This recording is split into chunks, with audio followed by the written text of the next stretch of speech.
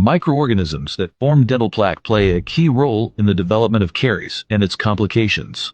These bacteria quickly break down carbohydrates, generating organic acids that cause mineral breakdown and destruction within tooth tissues, enamel, and dentin.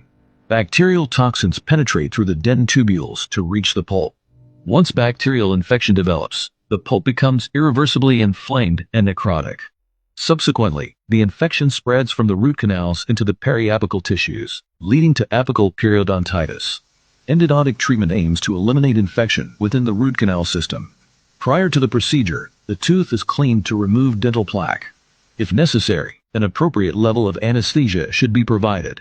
The tooth must be isolated from saliva using a rubber dam to prevent bacterial contamination of the root canal system and to protect the oral mucosa from chemical exposure.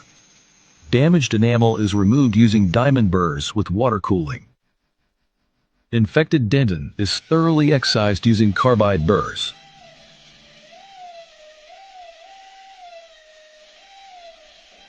Continuous disinfection is necessary to prevent further bacterial penetration into the root canal system and periapical tissues. Direct access to the pulp chamber is ensured. Then, the infected coronal pulp is removed, followed by disinfection.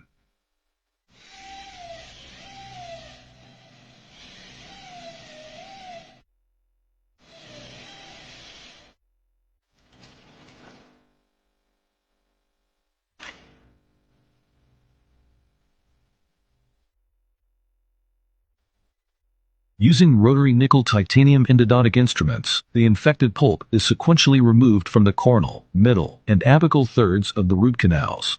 As the procedure advances toward the root apex, the canals are continuously irrigated with sodium hypochlorite to eliminate bacteria and debris. To enhance the chemical reaction, irrigant activation is performed. After determining the working length to the root apex, the root canals are shaped by gradually increasing the diameter of the instruments. Special attention is paid to the apical zone to eliminate bacteria from the apical delta and to create an apical stop for the filling material. Once the canals are cleaned, they are dried using paper points or a specialized drying solution. The root canals are filled with heated gutta percha and sealer, while gutta percha portions are compacted using cold pluggers.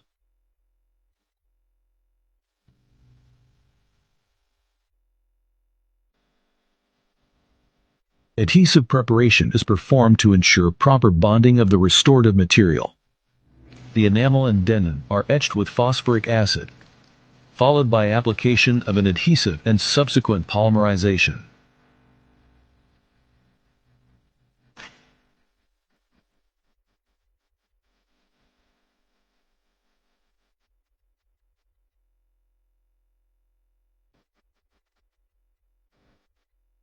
The tooth is restored using a light-cured composite material.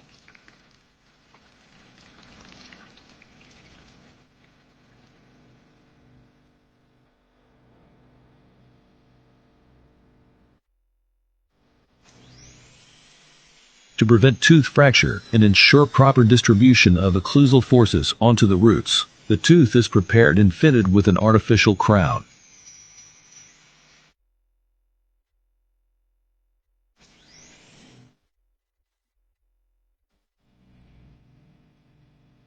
Once the infection is eliminated from the root canals, the inflammatory process subsides, and the periapical lesion heals.